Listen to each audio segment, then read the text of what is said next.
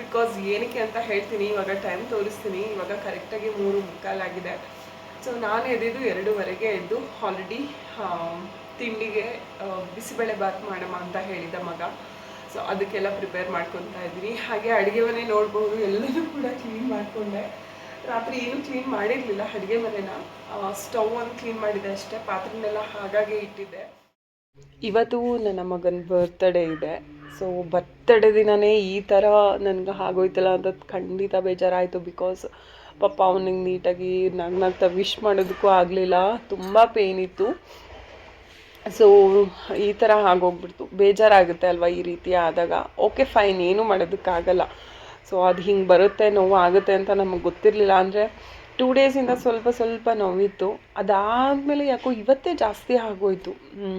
So ನೋವಿದ್ದಾಗ ಆ ಭಾಗದಲ್ಲಿ ಏನೂ ಅಗಿದೇ ಇದ್ದಿದ್ದರೆ ಸರಿ ಹೋಗ್ತಿತ್ತೇನೋ, ಬಟ್ ಆ ಸೈಡೇ ಹಗ್ದು ತಿಂದಿದ್ದರಿಂದ ನೋವು ಜಾಸ್ತಿ ಆಗಿರ್ಬೋದು. ರಾತ್ರಿ ಎಲ್ಲ ನನಗೆ ಕರೆಕ್ಟಾಗಿ 1 ಅವರ್ ಏನೋ 2:30ಗೆ ಎದ್ದಿದ್ದು. ಸೊ 2:30ವರೆಗೂ 1 ಅವರ್ ಏನೋ ನಿದ್ದೆ ಮಾಡಿದ್ದು ಅಷ್ಟೇ. ಸೊ ಖಂಡಿತ ಈ ತಲೆನೋವು, ಕಣ್ಣು, ಮೂಗು ನೋವು ಅಥವಾ ನಮ್ಮದು ಕುತ್ತಿಗೆ ಭಾಗ ಅಂದರೆ ಕತ್ತಿನ ಭಾಗ ಏನಿದೆ, ಸೊ ತಲೆ ಭಾಗ, ಅದು ಯಾವುದೇ ನೋವಾದರೂ ತಡ್ಕೊಳ್ಳೋದಕ್ಕಾಗಲ್ಲ. ಸೊ ನನಗೂ ಕೂಡ ಹಾಗೆ ಆಯಿತು, ತಡ್ಕೊಳ್ಳೋದಕ್ಕಾಗಲಿಲ್ಲ, ಎದ್ದುಬಿಟ್ಟೆ.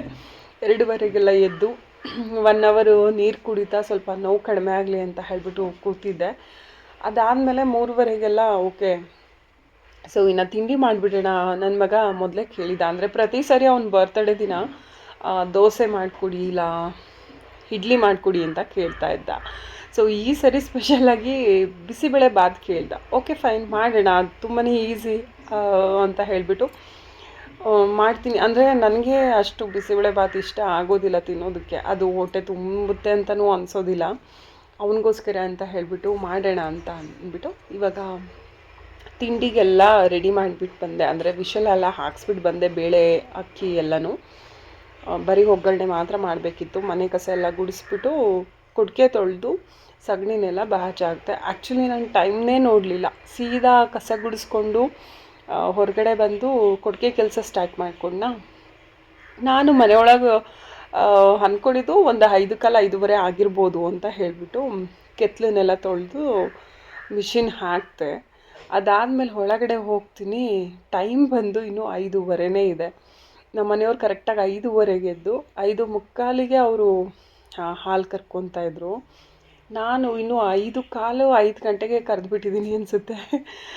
ಸೊ ಮನೆಯವರು ಎದ್ದ ಮೇಲೆ ಬೈದರು, ಯಾರಾದರೂ 5 ಗಂಟೆ 4:45ಗೆ ಕರೀತಾರ ಹಾಲನ್ನ. ಸೊ ನಾನು ಕರೆಕ್ಟಾಗಿ ಇನ್ನು 6 ಗಂಟೆಗೆ ಇನ್ನೊಂದು 5-10 ನಿಮಿಷ ಇದ್ದಂಗೆ ಅವರು ಹಾಲು ಕರೆಯೋದಕ್ಕೆ ಸ್ಟಾರ್ಟ್ ಮಾಡ್ಕೊತಿದ್ರು. ಸೊ ಓಕೆ, ಇನ್ನೇನು ಮಾಡೋದು ಅಂತ ಹೇಳಿಬಿಟ್ಟು ನಾನು ಸುಮ್ಮನಾದೆ, ಅವರು ಸುಮ್ಮನಾದರು. ಏನೂ ಮಾಡೋಕ್ಕಾಗಲ್ಲ ಬಿಡು ಅಂತ ಹೇಳಿ. ಸೊ ಅಷ್ಟೇ, ಅಂದರೆ ಒಂದು ಟೈಮಿಂಗ್ಸ್ ಫಿಕ್ಸ್ ಇರುತ್ತೆ ಅಲ್ವಾ, ಸೊ ಹಾಗಾಗಿ.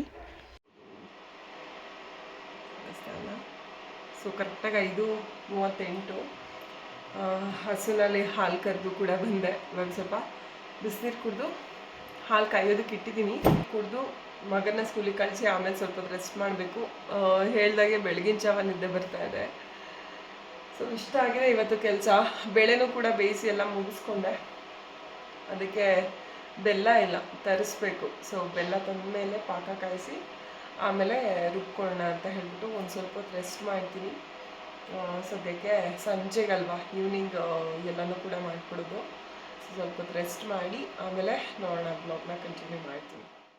ನನ್ನ ಮಗನಿಗೆ ಎದ್ದೇಳಿಸಿ ಅವನಿಗೆ ವಿಶ್ ಮಾಡಿ, ಓಕೆನಪ್ಪ ತಿಂಡಿ ಎಲ್ಲ ರೆಡಿ ಇದೆ, ನೀನೇ ಹಾಕ್ಕೊಂಡೆಲ್ಲ ತೊಗೊಂಡೋಗು ಅಂತ ಹೇಳಿದೆ. ಬಟ್ ಆದರೂ ಕೂಡ ಅವನು ಡ್ರೆಸ್ ಹಾಕ್ಕೊಳ್ಳೋವರೆಗೂ ವೆಯ್ಟ್ ಮಾಡ್ತಾಯಿದ್ದೆ. ಸ್ನಾನ ಮಾಡಿ ಅವನು ಡ್ರೆಸ್ ಹಾಕ್ಕೊಂಡಿದ್ದು ಒಂದು ಫೋಟೋ ಕಳಿಸು ಅಂತ ಅಮ್ಮ ಹೇಳಿದ್ರು. ಹಾಗಾಗಿ ಕೂತಿದ್ದೆ.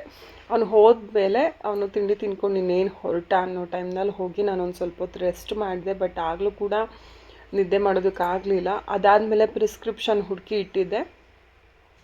ಲಾಸ್ಟ್ ಟೈಮ್ ಇದೇ ಥರ ನೋವು ಬಂದಾಗ ಅದನ್ನು ತೊಗೊಂಡು ಬಂದು ಕೊಟ್ಟರು. ಬಟ್ ಆದರೂ ಕೂಡ ನೋವು ಕಡಿಮೆ ಆಗಲಿಲ್ಲ. ಬಟ್ ಏನಕ್ಕೆ ಅಂತ ಗೊತ್ತಾಗಲಿಲ್ಲ. ಓಕೆ ಅಂತ ಹೇಳಿಬಿಟ್ಟು ನಾನು ಹೂರ್ಣ ಮಾಡ್ಕೊತಾ ಇದ್ದೆ. ಅಂದರೆ ಒಬ್ಬಟ್ಟು ಮಾಡಬೇಕಿತ್ತು ಇವತ್ತು. ನಾನ್ ವೆಜ್ಜು ನಮ್ಮಮ್ಮ ಯಾರೂ ತಿನ್ನೋದಿಲ್ಲ. ಸೊ ಓಕೆ ಅಂತ ಎಲ್ಲನೂ ರುಬ್ತಾಯಿದ್ದೆ. ಮತ್ತು ನಮ್ಮಮ್ಮನ ಹತ್ರನೂ ಮಾತಾಡಿದೆ, ಕಾಲ್ ಮಾಡಿದರು.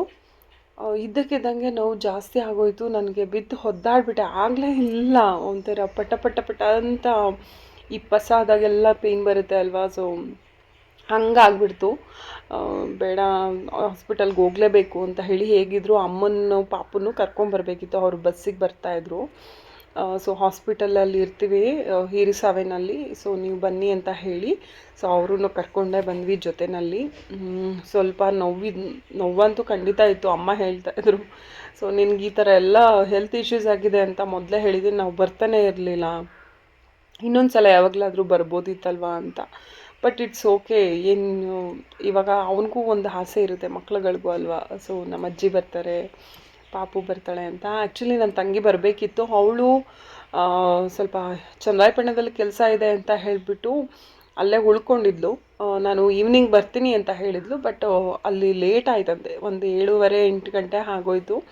ಸೊ ಇಷ್ಟು ಲೇಟ್ ನೈಟಲ್ಲಿ ಬೇಡ, ಬೆಳಗ್ಗೆನೇ ಎದ್ದೇ ಬರ್ತೀನಿ ಬಿಡು ಅಂತ ಹೇಳಿ ಕಾಲ್ ಮಾಡಿದ್ಲು. ಸೊ ಅಫ್ಕೋರ್ಸ್ ಬೇಜಾರಾಯಿತು, ಬರಲಿಲ್ವಲ್ಲ ಅವಳು ಬರ್ತೀನಿ ಅಂತ ಹೇಳಿಬಿಟ್ಟು ಅಂತ. ಇನ್ನು ಬೆಳಗ್ಗೆಗೆ ಬರ್ತೀನಿ ಅಂತ ಹೇಳಿದ್ಲಲ್ಲ ಅಂತ ಹೇಳಿ ಸುಮ್ಮನಾದ್ವಿ. ಹಲ್ನವಂತೂ ನನಗೆ ಜಾಸ್ತಿ ಇದ್ದಿದ್ದರಿಂದ ಸ್ವೀಟು ಒಂಚೂರು ತಿನ್ಸಪ್ಪ ಸಾಕು, ನಂಗೆ ಜಾಸ್ತಿ ಬೇಡ ಅಂತ ಹೇಳಿ ಒಂದು ಸೈಡ್ ಪೂರ್ತಿ ಊದ್ಕೊಂಡ್ಬಿಟ್ಟಿತ್ತು. ಅವರು ತುಂಬ ಹೆವಿಯಾಗಿ ನನಗೆ ಪೇಯ್ನ್ ಇದೆ ಅಂತ ಹೇಳಿದ್ರು ಕೂಡ ಇಂಜೆಕ್ಷನ್ ಮಾತ್ರ ಕೊಟ್ಟರು, ಬಟ್ ಕಡಿಮೆ ಆಗಿರಲಿಲ್ಲ. ಇವರಿಬ್ಬರು ಬಂದು ನನ್ನ ವಾರ್ಗಿತಿಯರ ಮಕ್ಕಳು. ಸೊ ಅವರೂ ಕೂಡ ಕರ್ತಿದ್ವಿ, ಬಿಕಾಸ್ ಅವರು ಕೂಡ ಈ ಥರ ಏನಾದರೂ ಬರ್ತಡೇ ಇದ್ದಾಗ ಕೇಕ್ ಕಟ್ ಮಾಡಿಸ್ಬೇಕಾದ್ರೆ ಮಕ್ಳುಗಳಿದ್ರೆ ಚಂದ ಅಲ್ವಾ ಮನೆಗಳಲ್ಲಿ. ಸೊ ಹಾಗಾಗಿ ಇವರಿಬ್ರು ಕೂಡ ಕರೆದಿದ್ವಿ. ಸೊ ಇವರು ಬಂದಿದ್ದರು. ಅದಾದಮೇಲೆ ನಮ್ಮ ಯಜಮಾನ್ರು ತಮ್ಮ ಒಬ್ಬರು ಬಂದಿದ್ದರು, ಅಂದರೆ ಅವರ ಚಿಕ್ಕಪ್ಪನ ಫ್ಯಾಮಿಲಿ ಕಡೆಯವರು ಇವರೆಲ್ಲರೂ. ಸೊ ಅವರು ಎಲ್ಲರೂ ಕೋ ಸಿಸ್ಟರ್ಸೇ ಆಗಬೇಕಲ್ವಾ ನಾವೆಲ್ಲ. ಸೊ ಅವರು ಕೂಡ ಬಂದಿದ್ದರು. ಓಕೆ, ನನ್ನ ಮಗ ಓದ್ತಾ ಇರೋ ಸ್ಕೂಲ್ನಲ್ಲೇ ದೊಡ್ಡವಳಿದ್ದಾಳೆ ಅಲ್ವಾ, ಸೊ ಅವಳು ಕೂಡ ಓದ್ತಾ ಇರೋದು. ಖುಷಿ ಆಯಿತು, ಅವನಿಗೂ ಪಾಪ ಖುಷಿ ಆಯಿತು ಎಲ್ಲರೂ ಬಂದಿರೋದು ಮತ್ತು ಕೇಕ್ ಕಟ್ ಮಾಡ್ತಾ ಇರೋದು. ಅವ್ರು ಪ್ರತಿ ಸರಿ ತಾತನೂ ಇರ್ತಾಯಿದ್ರು, ಆಂಟಿನೂ ಇರ್ತಾಯಿದ್ರು. ಈ ಸರಿ ಅವರಿಬ್ಬರು ಕೂಡ ಮಿಸ್ ಆಗಿದ್ದಾರೆ. ಸೊ ಅಪ್ಪಂಗೆ ನಮ್ಮ ಹಾಗೆ ಹಸು ಫಾರ್ಮ್ ಮಾಡ್ಕೊಂಡಿರೋದ್ರಿಂದ ಸೊ ಬರೋದಕ್ಕಾಗಲಿಲ್ಲ.